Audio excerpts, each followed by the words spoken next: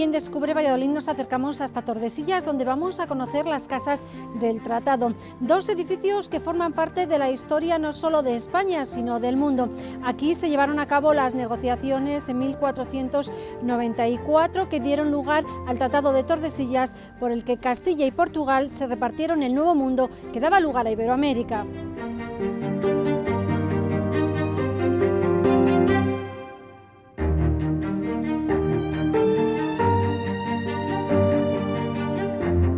Las Casas del Tratado es un edificio que está declarado bien de interés cultural desde el año 1996 y forma parte de estos 4 edificios que tiene Tordesillas con esa catalogación.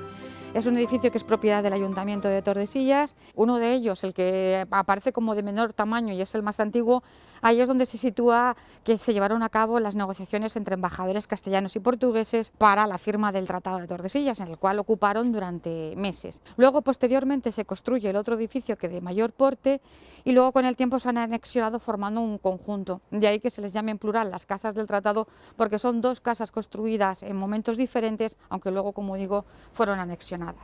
No sé si son del mismo estilo, teniendo en cuenta los siglos que les separan. ¿Hay muchas diferencias entre el edificio más antiguo y el más moderno?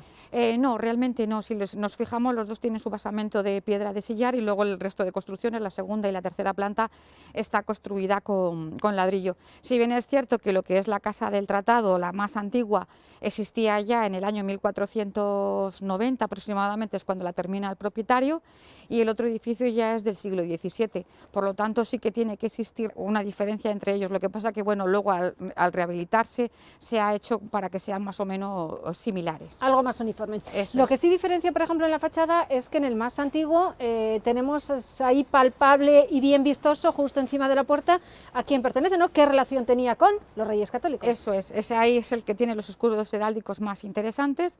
La casa pertenecía a un noble que se llamaba Alonso González de Tordesillas y a su esposa Leonor de Ulloa. Entonces están los escudos heráldicos de este matrimonio, de esta familia noble, pero sobre todo lo que hay que destacar es el escudo que está sobre ellos, que es el escudo de los Reyes Católicos, puesto que esta persona, este personaje noble, era el repostero de camas de los Reyes Católicos. El edificio, cuando lo compra el Ayuntamiento de Tordesillas en los años 90, lo compra a una sala, a una subasta pública, porque había pertenecido a una congregación religiosa, las Hermanas del Amor de Dios, que tenían en esta parte, en el edificio de mayor porte, era un asilo de ancianos que se llamaba Nuestra Señora del Carmen, y la parte del otro edificio donde se sitúan las negociaciones del tratado, eso era un colegio de niños, el Colegio del Amor de Dios.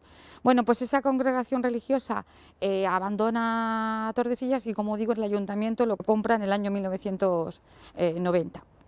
Hubo un estado de deterioro, ¿no? Y también incluso un incendio. Sí, eso es, el incendio es anterior, es decir, una vez que la congregación religiosa se ha marchado, el edificio queda en estado de abandono y además, para complicar la cosa más, sufre un incendio aquella parte, lo que correspondía al colegio, y por eso ahí, como decía, se ha perdido parte de esos elementos, esa madera que sí que existía, y se ha tenido que sustituir con otro tipo de materiales.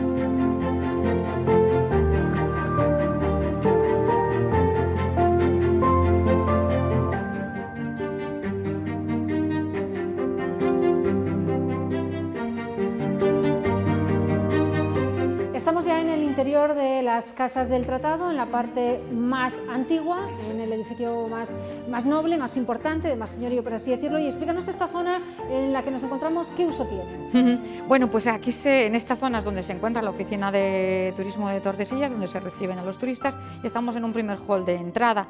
En este hall lo que tenemos es un poco una introducción, tenemos una muestra de la artesanía, de artesanos locales, de las cosas que se pueden comprar o adquirir en Tordesillas que se fabrican aquí, y luego tenemos también ahora pues eso, un panel con todos los códigos QR que te permite, bueno, pues la información que puede necesitar el turista para acceder, como digo, a través de códigos QR a diferente información. También está decorado con una serie de vestidos en homenaje... ¿Son trajes de la época? Bueno, están realizados aquí por personas de Tordesillas, en concreto por un taller de costura de la Junta de Castilla y León. Y bueno, se crearon para una exposición y los vestidos lo que son es un poco un homenaje a los personajes históricos relacionados con Tordesillas. El vestido de color rojo dedicado a Isabel de Portugal y el traje masculino a Carlos I. Y el vestido amarillo es un homenaje a la reina Juana que estuvo aquí encerrada en Tordesillas durante 46 años. Y en concreto ese vestido amarillo es una copia de uno de los vestidos que salió en la película de Vicente Aranda, de Juana la Loca, pues ese es uno de los vestidos amarillos que llevaba la actriz. Y en vez de representar a Juana, a elegir un vestido negro de luto, que es lo que a lo mejor utilizó realmente en Tordesillas, queríamos darle un toque un poco más... De color más alegre, ¿no? Más que alegre. no sea la imagen esa Eso de es. Juana la Loca. Y Eso tenemos es. aquí, esto es muy curioso, Sí. porque tenemos un número. Explícanos qué implica este número, qué significa. Bueno, pues esto es lo primero que se ve al entrar en este hall, porque ocupa la parte central y es como un contador del tiempo. Nos sirve para reflejar el tiempo transcurrido desde la firma del Tratado de Tordesillas. Entonces, marca el 526, pero el 7 de junio de este año en el que estamos, se cumplirán los 527 años. O sea que de la todos firma del los tratado. años Todos los vais años cambiando. se cambia, sí, eso es. Y es como un contador del tiempo para saber el tiempo transcurrido desde que se firmó el Tratado de Tordesillas, Ese momento se negoció histórico. en esta casa. Eso En esta es. casa. Bueno, está aquí el museo, vamos a Sí, muy recorrerlo bien. y conocemos un poquito mejor la historia de nuestro país y del mundo, claro. Perfecto, pues vamos a ver.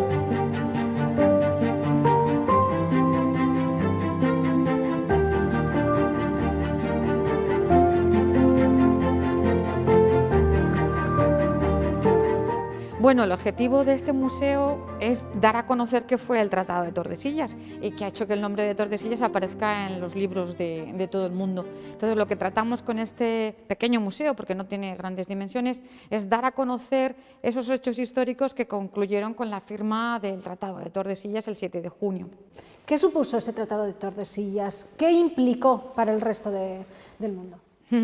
Pues como decías eso, aquí lo que van a hacer son las potencias marítimas en ese momento, que son Castilla y Portugal, se van a reunir y lo que van a trazar es una raya o línea donde van a marcar las zonas de conquista y de influencia de cada corona en ese mundo recién descubierto, que de hecho el Tratado de Tordesillas realmente se firma a consecuencia del primer viaje de Cristóbal Colón.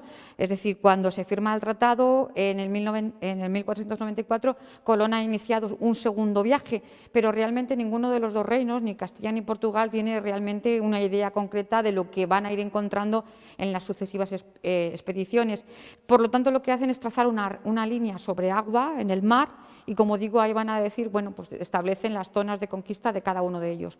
¿Qué va a pasar? Pues que con el tiempo descubrirán que había todo un continente y que esa raya atraviesa parte de ese continente y, como digo, define la lengua y la cultura de millones de personas. El motivo por el cual en Brasil se habla el portugués o en el resto de Hispanoamérica se habla el castellano fue decidido aquí en Tordesillas en el año 1494. Establecen un punto exacto, en concreto a 370 leguas al oeste de las islas de Cabo Verde, y deciden que a partir de ese momento todo lo que quede al este de esa raya será propiedad y zona de conquista de Portugal, y que todo lo que quede al oeste de esa raya será la zona de conquista de Castilla. Como decía, sin saberlo, partieron no solo agua, sino partieron tierra y ahí establecieron las diferentes zonas de conquista de cada reino.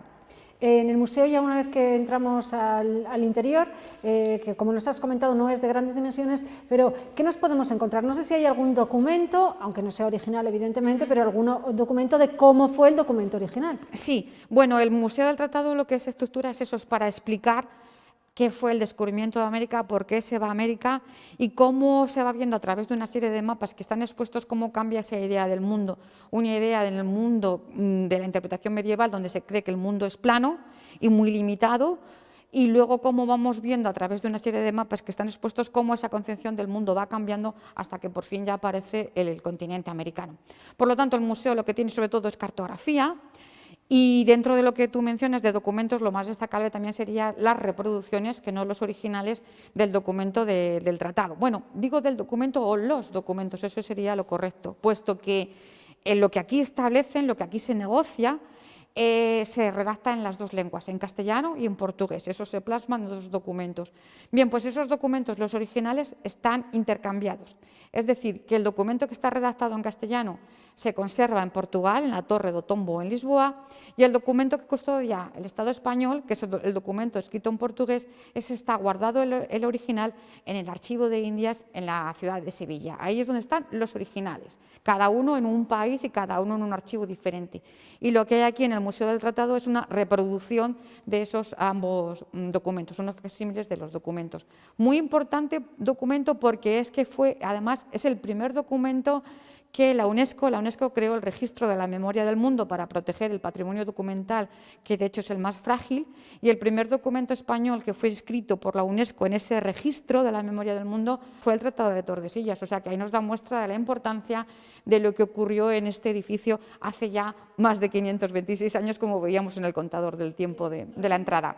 Aparte de mapas, cartografía, hay también productos traídos de América, sí. ¿no? Una pequeña exposición sobre qué conseguimos traernos de allí y qué no conocíamos en esta parte del mundo. Claro, porque el Tratado de Tordesillas, lo fundamental que se establece es eso, es que se define la lengua de millones de personas, el motivo por qué unos hablan portugués y otros hablan nuestro idioma. Pero lo que está claro es que el descubrimiento de América supuso toda una revolución desde el punto de vista también de la alimentación. Entonces, bueno, tenemos ahí también un pequeño espacio para contar qué mercancías se llevaron y qué mercancías se trajeron y cómo cambió cómo cambió muchísimo la alimentación, qué sería de nosotros sin la patata. O en este caso América son los mayores productores del café, pero el café la gente piensa que es originario de América y no es así. El café es originario de África, son los europeos los que introducen el café en América y ahora son los mayores productores del mundo. También tenemos alguna imagen curiosa de Tordesillas de cómo era precisamente en aquella época, en el siglo XV, ¿no? Sí, eso es, porque claro, el Tordesillas actual, pues claro, evidentemente ha cambiado y dentro de lo que hay en el museo hay una vista realizada por un dibujante flamenco que acompañaba en sus viajes a Felipe II, realizó numerosas vistas de ciudades españolas y hay una vista de cómo era Tordesillas en el año 1570. Por lo tanto, ahí nos podemos hacer una idea de cómo era este municipio cuando estuvieron aquí estos embajadores para la firma del tratado.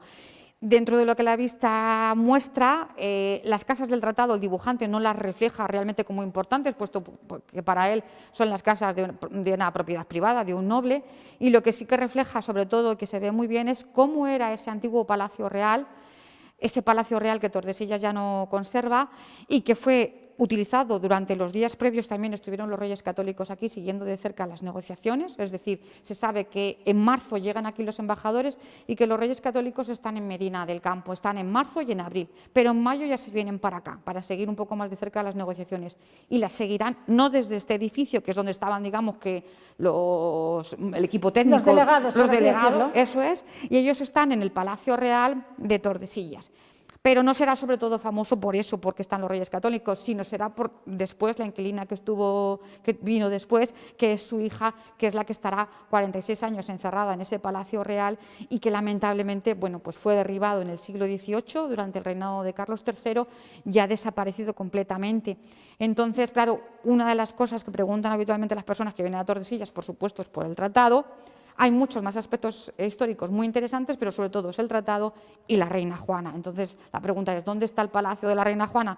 Pues lamentablemente el palacio o prisión de la Reina Juana no existe y se puede ver un poco también a través de ese dibujo, de esa lámina de 1570, donde podemos ver un poquito cómo era y las grandes dimensiones que tenía.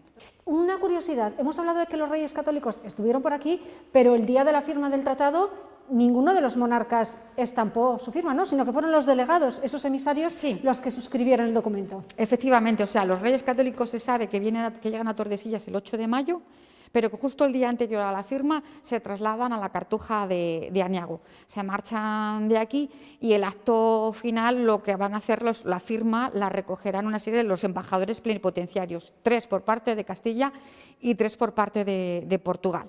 Entonces, lo que se dará luego es un tiempo prudencial para pensar los reyes eso que aquí se ha negociado y se ha acordado y por lo tanto se ratifica meses más tarde. En el caso de los Reyes Católicos lo ratificarán en Arévalo, en la provincia de Ávila, y el rey Juan II de Portugal lo ratificará en la ciudad de Setúbal. Llama la atención que aunque todo el proyecto se sufragó y surgió desde Castilla, se le cediese algo a Portugal. ¿A qué se debe esto? Sí, las pretensiones portuguesas en realidad, y por lo que surge el conflicto, es que tienen una base anterior. En el año 1479 se firma un tratado, que es el Tratado de Alcasovas, en el que se pone fin a la guerra de sucesión por el trono de Castilla entre Isabel, la católica, y su sobrina Juana la Beltraneja. Bien, pues en esa guerra civil, Juana la Beltraneja había sido apoyada por la corona portuguesa. Entonces, en ese tratado, como digo, del año 1479, los portugueses que han perdido esta guerra por lo menos quieren tener algo, y lo que piden es el dominio sobre el mar. Entonces se va a marcar una raya, un paralelo, se reconoce el derecho de los reyes católicos de la corona de Castilla sobre las Islas Canarias, pero ahí se va a marcar un paralelo por el cual dicen que la corona castellana no va a poder navegar al sur de las Islas Canarias. De esta forma, Portugal, que ha empezado ya una serie de expediciones y de rutas buscando llegar a las Indias, pero bordeando África, pues consiguen que su rival marítimo, que es Castilla, pues no pueda hacer ese recorrido, paso, no pudiera hacer ese paso. Por lo tanto, cuando ellos reciben la noticia en el año 1493, a la vuelta de Cristóbal Colón, que los castellanos han llegado a las Indias, van a reclamar y van a decir que, según el Tratado de Alcasovas, los únicos que podían llegar a las Indias eran los portugueses, porque se había marcado esa raya, ese paralelo del Tratado de Alcasovas, y que si las naves castellanas habían pasado por debajo de ese paralelo, por lo tanto las tierras que había descubierto Colón, aunque había sido pagada la expedición por Castilla, les correspondían a ellos porque era que ser su zona, portuguesas, ¿no? Claro, los reyes católicos dicen, no, la expedición la hemos pagado nosotros y por lo tanto las tierras son nuestras. Y ahí es donde empieza el conflicto, a ver qué corona, qué reino tiene razón. Se recurrirá incluso al Papa Alejandro VI en aquella época, que era español, y al final no consiguen un acuerdo y deciden encontrarse cara a cara, buscar un lugar para hacerlo. Se elige Tordesillas, se elige este edificio que está recién construido y que pertenece a un noble de confianza de los Reyes Católicos, y aquí durante meses estarán embajadores plenipotenciarios acompañados de personal técnico, sobre todo cartógrafos, que durante meses tratarán de buscar una solución pacífica a este conflicto, y a la cual llegarán ahora, en este caso, en vez de utilizando un paralelo, utilizarán un meridiano. Y ese es el meridiano del Tratado de Tordesillas. De hecho, el Tratado de Tordesillas se conoce también como el Tratado de las Tres Rayas, ¿no? Sí, eso es, sí. Porque en el tratado todos intentan buscar también soluciones a este conflicto. Entonces, el primero que propone una solución fue Cristóbal Colón. Dijo, bueno, ¿qué habéis hecho antes? Habéis trazado un paralelo por las Islas Canarias. Bueno, pues trazad ahora, en este caso, un meridiano también por las Islas Canarias, y los portugueses, como quieren llegar a las Indias bordeando África, pues tienen espacio para hacerlo. Como no se acepta esa primera idea de Cristóbal Colón, se recurrirá al Papa Alejandro VI, que dirá, bueno, vale, pues desplacemos ese meridiano un poquito más hacia el oeste, movámoslo 100 leguas hacia el oeste. Y los portugueses, basta que la propuesta venía de un papa que era español, pues tampoco aceptan esa propuesta, y al final, como digo, se reunirán aquí y lo que harán será ir desplazando esa raya, y ya la tercera raya es el meridiano que está a 370 leguas al oeste de las islas de Cabo Verde. Esa será la raya definitiva que marcaba la zona de conquista de cada una de las coronas.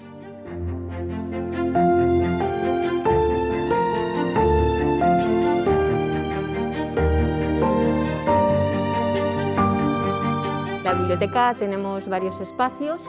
La biblioteca comparte también espacio con el punto de información juvenil. Y en la biblioteca los espacios que tenemos es la sala infantil y juvenil, la hemeroteca, donde tenemos las revistas, los periódicos. Luego también estamos en la sala de adultos, la tenemos, y la sección de audiovisuales. Todas esas salas están a disposición de todos nuestros usuarios. Es un edificio con grandes ventanales que da hacia la zona del río y con unos techos de madera que son impresionantes. Son preciosos, preciosos. Aquí da gusto estudiar, es un auténtico lujo venir aquí a estudiar, a leer, a compartir con los compañeros, con los amigos, con la familia. Es un lugar de reunión. Las bibliotecas ahora, las bibliotecas, sobre todo las bibliotecas rurales, son centros también sociales, son centros sociales para amigos, familiares. Hablando de datos, ¿cuántos volúmenes disponéis aquí? Y si no los tenéis, los podéis traer, ¿no? Porque formáis parte de la red de bibliotecas. Efectivamente, nosotros en la Biblioteca Municipal de Tordesillas tenemos 37.000 volúmenes. Entonces, esos 37.000 volúmenes de libros, de películas, los que nosotros no tenemos, pues lo podemos pedir a través de préstamo interbibliotecario, precisamente por pertenecer a la red de bibliotecas de Castilla y León. De esta manera, libros que no tenemos nosotros, pues lo podemos pedir a otra biblioteca, y de la misma forma, libros que no tengan otras bibliotecas, nos lo solicitan a nosotros y se lo enviamos por un tiempo determinado. ¿Cuánta gente es usuaria de la biblioteca? De la Biblioteca Municipal de Tordesillas tenemos anualmente unos 11.000 personas que nos vienen a visitar.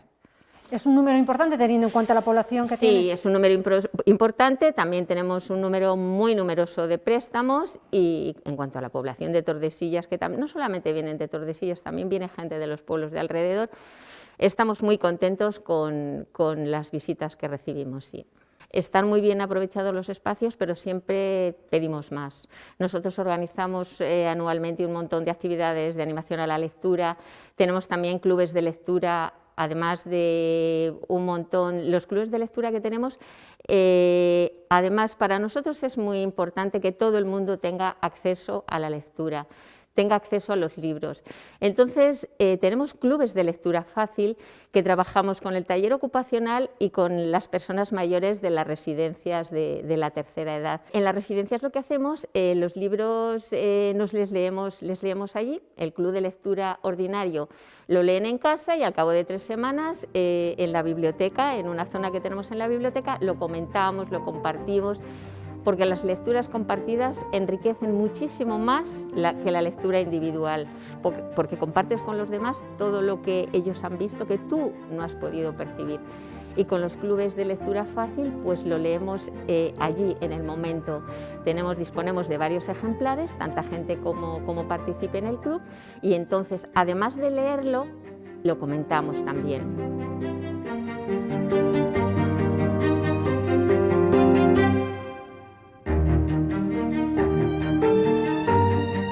Una de las sorpresas que se lleva uno cuando viene a las casas del tratado es precisamente esta zona en la que ahora nos encontramos, todas estas maquetas. Explícanos, ¿por qué están aquí estas maquetas?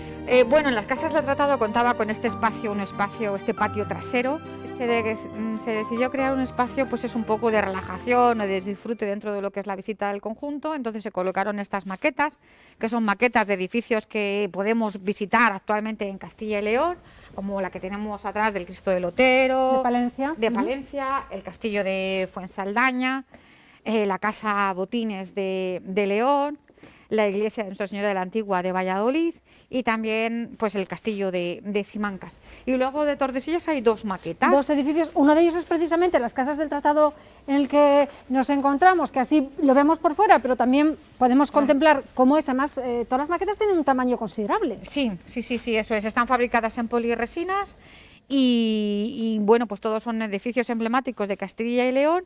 Y luego lo más curioso de todas ellas es esta 7ª maqueta, que está de hecho fabricada en un material diferente, puesto que se puso posteriormente, y es una maqueta, como digo, la más interesante y quizá la más necesaria, puesto que, así como las anteriores, son edificios que podemos contemplar porque están levantados, porque existen todavía. Esta 7ª maqueta corresponde a un edificio que ya no existe y que sería uno de los edificios más emblemáticos de Tordesillas. El Palacio Real. Eso es, el desaparecido Palacio Real, el famoso Palacio Real que tuvo Tordesillas. Realmente Tordesillas tuvo 2. Uno se puede todavía visitar, que es lo que es el Real Convento de Santa Clara, que fue por orden y por deseo de Pedro I, fue convertido ya en convento de clausura y lo sigue siendo, y está gestionado por Patrimonio Nacional. Ese palacio se puede visitar, pero como fue convertido en convento, como digo, pues en el año 1363, en la época de la muerte de Pedro I, en Tordesillas se levanta otro Palacio Real. Lo levantará el rey Enrique III, y sobre todo será famoso eso por los inquilinos que tuvo. Juana la Loca, eso estuvieron los Reyes Católicos, y estuvo Juana recluida, donde recibirá las visitas de su hijo Carlos I, las visita de los comuneros y luego también la visita de su nieto, de Felipe II. Precisamente por estar inexistente, por no haber ningún plano ni nada, ha costado bastante realizar esta maqueta, ¿no? Ha sido una labor de investigación de otros documentos para saber un poquito cómo era realmente el palacio. Eso es, porque del palacio lo que se conocía muy bien era la fachada sur, la que está mirando al río Duero, como hemos podido ver en la vista que hemos visto de Tordesillas de 1570. Entonces la fachada sur se conocía, y luego lo que también existiera bastante documentación en el castillo de Semancas, precisamente en el archivo de su derribo, que se produce durante el reinado de Carlos III. Carlos III, como el palacio ya no se utilizaba, estaba en mal estado y es el que decide el derribo. Pero cómo era realmente ese palacio por dentro era un poco complicado, puesto que había documentación histórica, textos, pero no se contaban con planos de la época.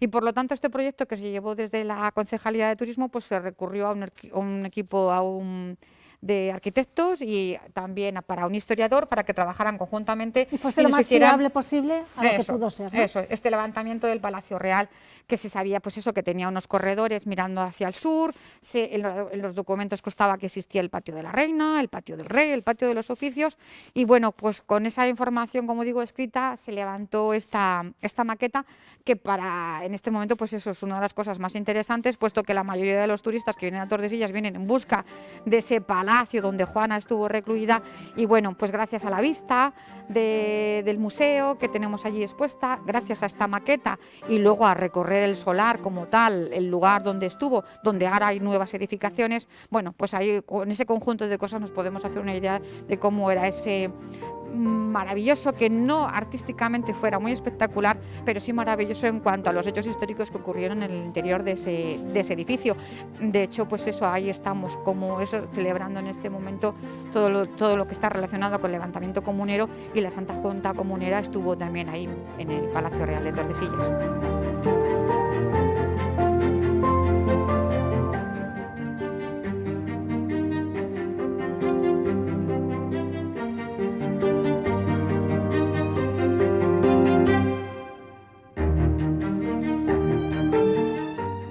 En Descubre Valladolid hemos conocido un poquito más el edificio de las Casas del Tratado y todo lo que este edificio supuso en la historia, en el devenir del mundo. También hemos visto los diferentes usos que tiene. Hemos recorrido una biblioteca peculiar y llena de encanto, y además hemos descubierto unas maquetas, y así hemos podido conocer cómo era el Palacio Real donde estuvo Juana la Loca, que ya no existe.